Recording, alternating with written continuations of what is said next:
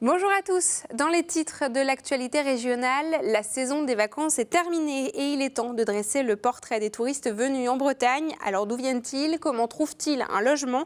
Le comité régional du tourisme a répondu à ces questions.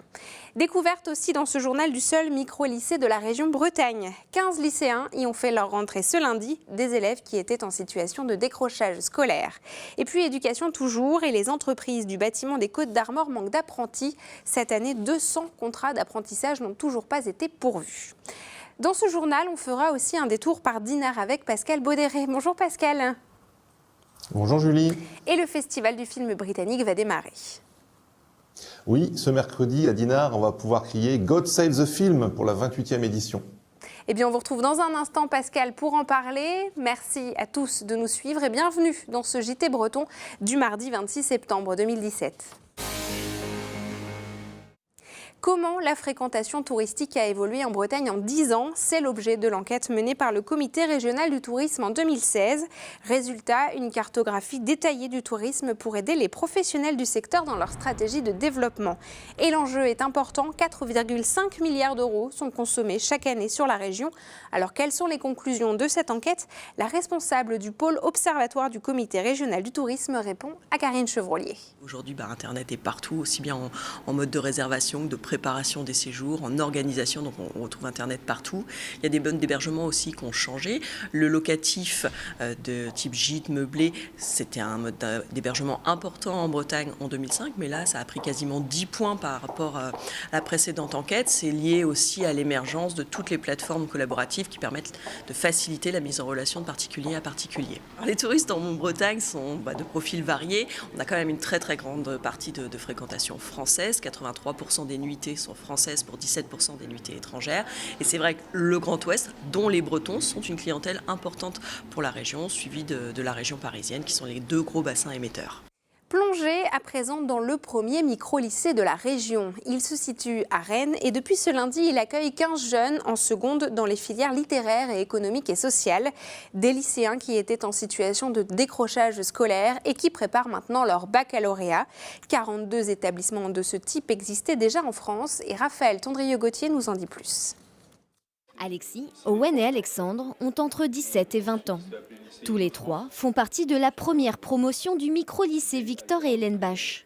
Alors chacun débute cette rentrée avec son propre bagage scolaire. Les autres élèves qui te jugent dès qu'il y a un petit truc, c'est pas forcément énorme, mais il y a vraiment un climat on va dire, compétitif dans certaines classes. Je suis content d'avoir trouvé un environnement où on comprend aussi qu'on peut avoir certains soucis sans forcément être complètement à la ramasse, quoi. Owen a choisi de postuler ici comme 54 autres candidats. Son objectif, accéder aux études supérieures. Pour pouvoir tout essayer plus tard et pas rester en CAP serveur. Justement, avant, j'étais en école professionnelle pour ça.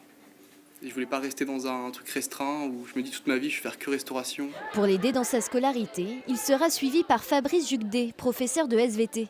L'enseignant s'est porté volontaire pour intégrer le micro-lycée. Le rôle du tuteur, c'est un rôle de guide, d'accompagnement pour tout ce qui est autour de la vie de l'élève dans le micro-lycée, aussi bien dans son organisation de travail, dans les éventuels problèmes qu'il pourra avoir dans l'établissement, mais aussi à l'extérieur de l'établissement. À travers cet enseignement, les élèves sont aussi orientés dans leurs projets futurs. Les objectifs, c'est déjà d'amener 80% de ces jeunes au baccalauréat. Et notre objectif principal est effectivement qu'ils aient leur baccalauréat L ou ES d'ici 2 ans. Financé par la région Bretagne à hauteur de 45 600 €, le micro-lycée lance aujourd'hui un pari, celui de proposer une alternative au décrochage scolaire.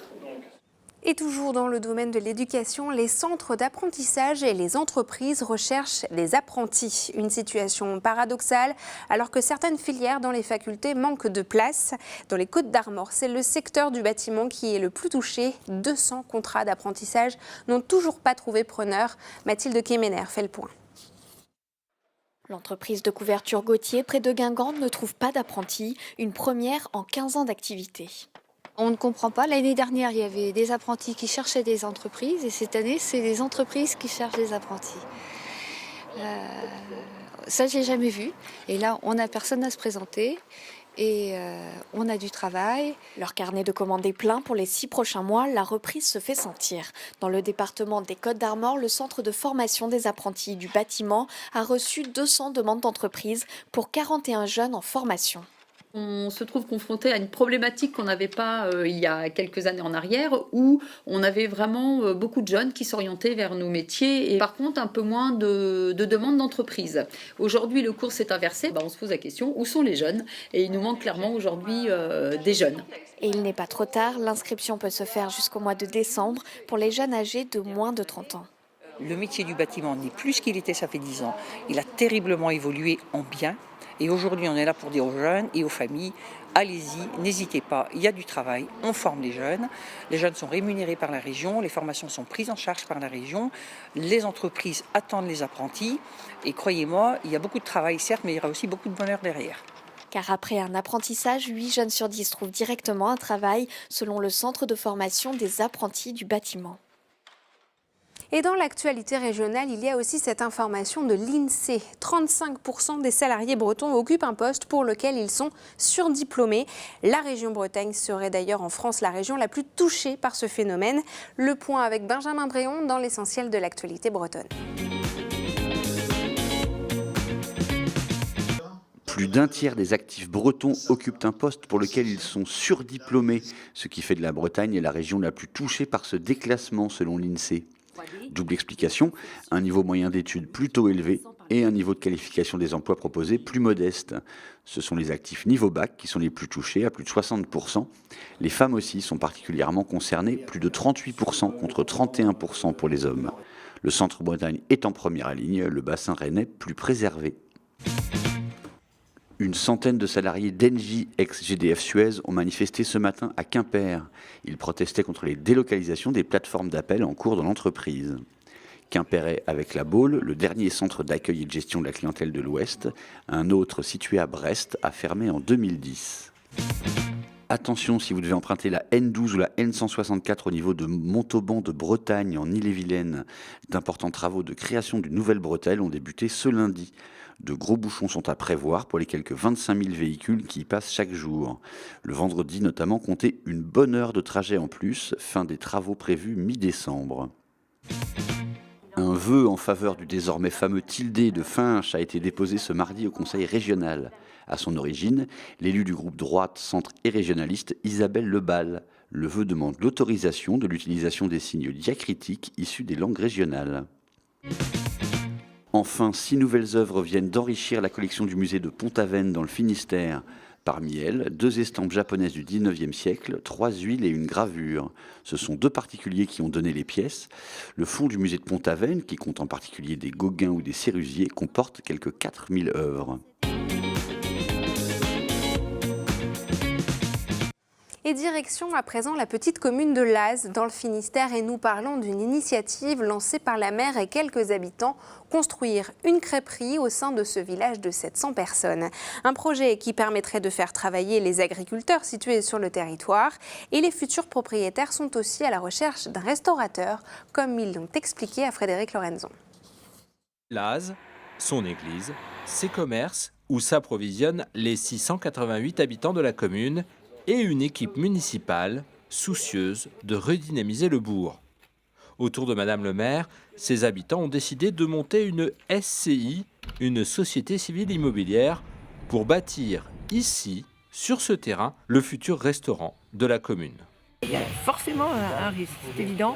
Et c'est vrai que, alors, vu l'ampleur du projet que nous avons au niveau de la commune, c'était trop lourd pour faire supporter à nouveau cet investissement au niveau de la commune. Le maire, à titre personnel, et 2 des habitants ont décidé d'investir 250 000 € pour booster le développement économique de leur territoire. Donc il y a une vue qui est magnifique.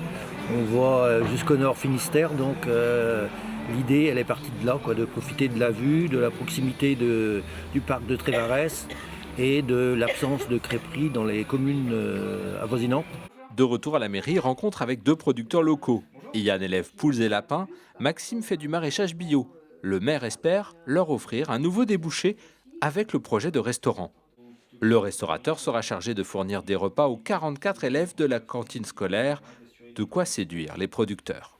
Et aujourd'hui, moi je travaille que en circuit court, donc j'ai pas d'intermédiaire. Donc déjà, oui, c'est plus qu'intéressant. Pour Maxime, qui exploite un hectare sur les contreforts des montagnes noires, fournir l'école de la commune en légumes entre directement dans sa démarche. Déjà d'un point de vue personnel, la création d'un nouveau commerce local qui ait vocation à utiliser les produits locaux, nourrir la cantine, c'est un projet plutôt positif dans mon esprit. Ensuite, du point de vue professionnel, si c'est une ouverture de marché pour moi, ça peut être que intéressant. Désormais, l'équipe de Laz accueille les candidatures pour trouver le restaurateur prêt à s'investir dans l'exploitation de la future crêperie-restaurant de la commune. Ouverture espérée dans 1 an. Allez, on parle culture maintenant avec Pascal Baudéré. Il nous emmène à Dinard pour le festival du film britannique qui démarre ce mercredi. Alors Pascal, comment se présente cette 28e édition ? Eh bien Julie, comme diraient les Anglais, a great moment to come, un très beau moment en vue. Les quelques 30 000 festivaliers qui sont attendus sur la Riviera bretonne vont une nouvelle fois pouvoir savourer le meilleur du cinéma anglais actuel. Hussam Indy, le directeur du festival, a concocté une programmation Made in Britain à nouveau de très grande qualité. 6 films sont en compétition pour aller décrocher le Graal, le Hitchcock d'or. L'an passé, c'est le film du réalisateur John Carney, Sing Street, qui l'avait emporté. Alors, qui lui succédera sur cette édition 2017 ? Réponse samedi prochain. Et pour décerner ce Hitchcock d'or, un jury de stars est annoncé. Oui, cette année, c'est Nicole Garcia, la grande réalisatrice et actrice française, qui présidera le jury. Autour d'elle, de nombreuses autres figures du milieu du cinéma français, comme le très populaire acteur Vincent Elbaz et les jeunes actrices de la génération montante, comme Clémence Poésy et également Mélanie Thierry. Côté anglais, on n'est pas en reste. Beaucoup de stars se profilent, comme Bill Nighy, qui, pour le resituer, a notamment joué dans Pirates des Caraïbes, dans Harry Potter et aussi dans la comédie romantique Love Actually, ou encore Jim Broadbent, qui, lui, est le père de Bridget Jones dans la saga des Bridget Jones, et aussi le fameux professeur Slughorn dans la saga des Harry Potter. Donc vraiment, un beau parterre de stars côté britannique également. Et comment suivre le festival alors avec le Télégramme, on imagine ? Oui, bien sûr, le Télégramme sera au rendez-vous toute la semaine. Alors, outre notre suivi dans le journal quotidien, nous aurons également un rendez-vous, la Minute Anglaise, sur le télégramme.fr. Chaque soir, l'idée est de présenter là, au travers de vidéos insolites, d'interviews de stars et de rencontres avec les festivaliers, un petit peu le meilleur de chacune de ces journées. Donc, bien sûr, pour bien suivre le festival 2017 de Dinard, eh bien, The Place to Be, ça sera aussi le télégramme.fr. Eh bien, merci beaucoup en tout cas Pascal pour ces informations sur le festival du film britannique. Et c'est la fin de cette édition. Merci beaucoup de nous avoir suivis. On se retrouve demain à 19h. Très bonne soirée.